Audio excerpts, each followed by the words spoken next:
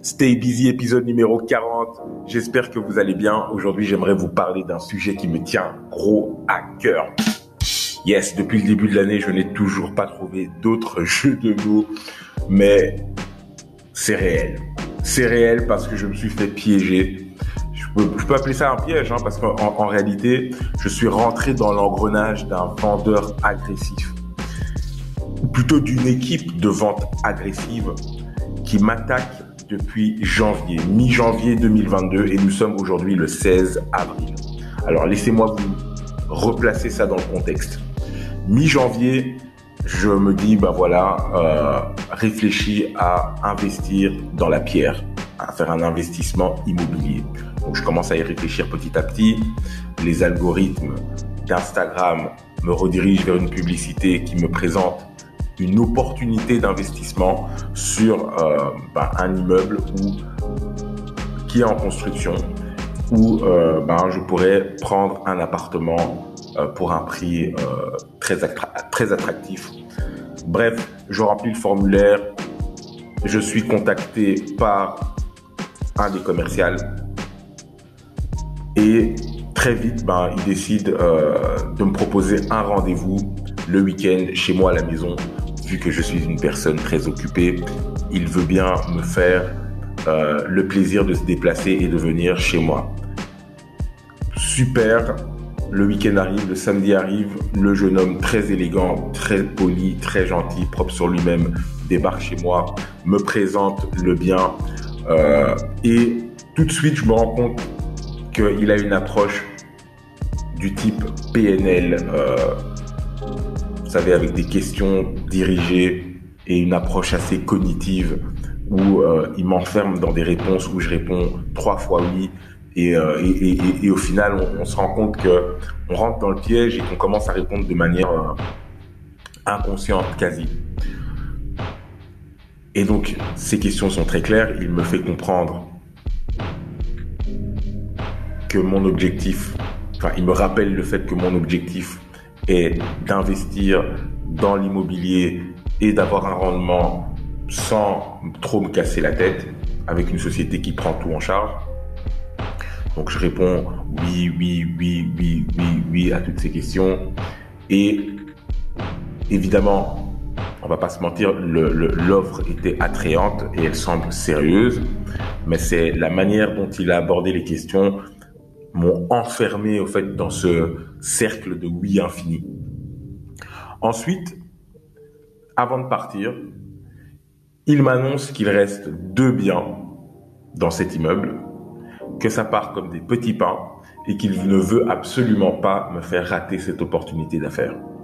Là, clairement, je me rends compte, ok, on est dans un jeu, mais whatever, je respecte, c'est un bon vendeur. Il a bien fait son approche. Donc, je l'écoute jusqu'au bout. Donc, il m'annonce qu'il reste 2 biens et que je peux réserver un bien moyennant un acompte entre 250 et 500 euros. Et donc, ça me permettrait de réserver le bien.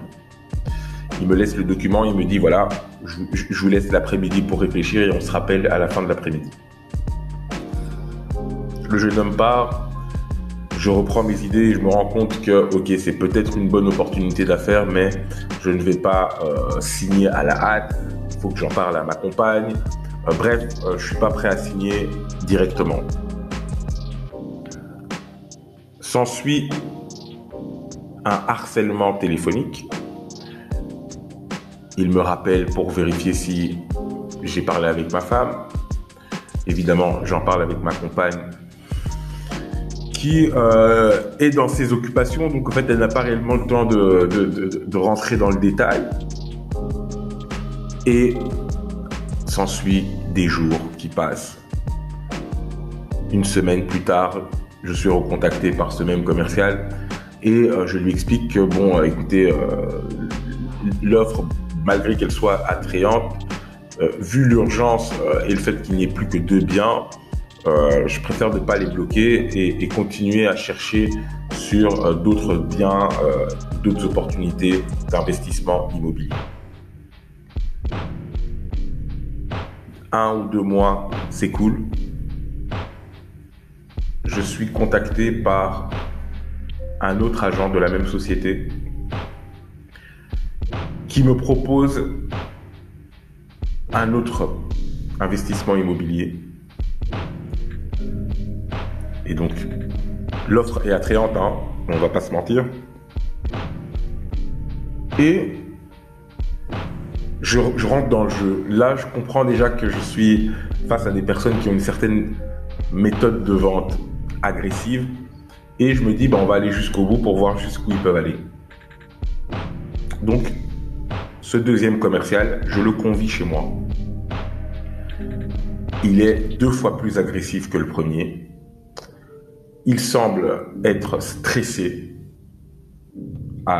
au débit de sa voix et à sa gestuelle, mais un garçon très élégant aussi, et très gentil, très poli. Il vient à la maison, il me présente l'opportunité d'investissement.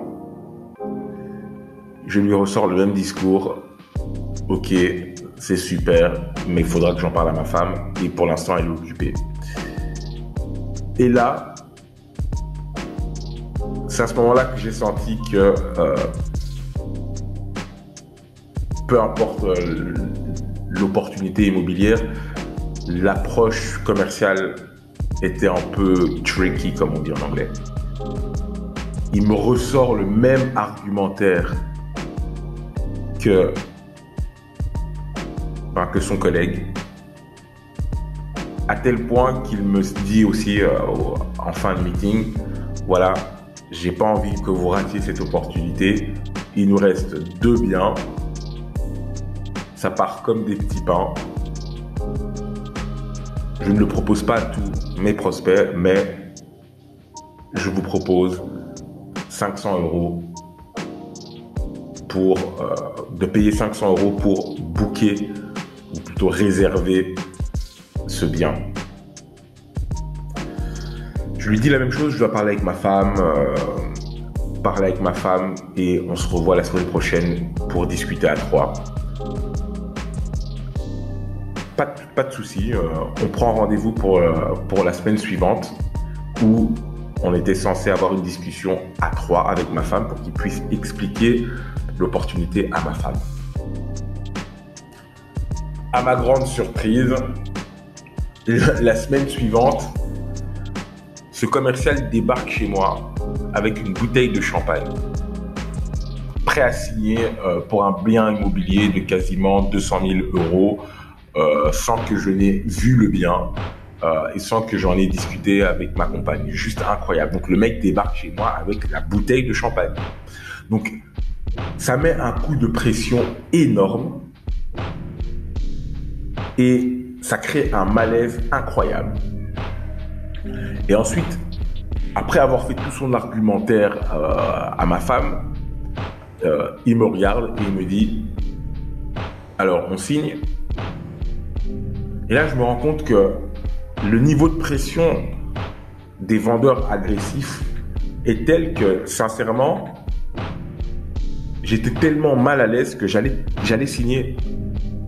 J'allais signer et me faire avoir sur un bien de 200 000 €. Me faire avoir, c'est un grand mot, mais j'allais signer sur quelque chose où je n'étais pas complètement sûr de ce que je faisais. Juste parce que j'étais en face de quelqu'un qui avait une méthode de vente ultra agressive et que même moi, qui suis au courant de certaines techniques de vente agressive, j'allais me faire piéger. Alors tout ça pour juste vous dire que aujourd'hui, en 2022, je ne peux même pas imaginer le nombre de personnes qui se font avoir et qui signent des contrats alors qu'elles ne l'ont pas demandé. Donc voilà, je voulais juste dire, faites attention à certains vendeurs. C'est leur métier, il ne faut pas leur en vouloir, c'est leur métier.